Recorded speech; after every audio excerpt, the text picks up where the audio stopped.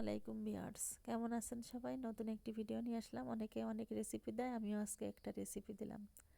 পালং শাক আর কই মাছের তরকারি। জিরে দিয়ে রসুন দিয়ে বেটে তেল, ঝাল, লবণ, হলুদ আর জিরা বাটা, রসুন বাটা সব কিছু দিয়ে সুন্দর করে কষলে কষলে শাকটা মেখে এরপরে মাছ দিলাম আর আলু দিলাম, দিয়ে আর একটু সুন্দর করে মেখে অল্প একটু পানি হাত ধুয়ে দিব।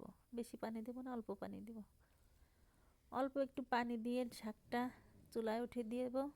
অল্প জালে তরকারিটা রান্না করব। বেশি জাল দিলে শাক বেশি সিদ্ধ হয়ে গেলে একদম ভাল লাগবে না, এজন্য অল্প শাকের কালার ঠিক রেখে অল্প একটু জাল দিয়ে শাকটা রান্না করে নেব। এভাবেই তরকারিটা রান্না করব, করে আপনারাও করে দেখবেন।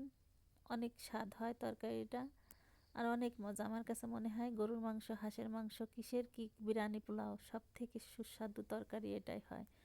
ভাতের সাথে মাখিয়ে যেই জিভের উপরে দেব সেই অন্যরকম একটা স্বাদ। ওহ, সুপার!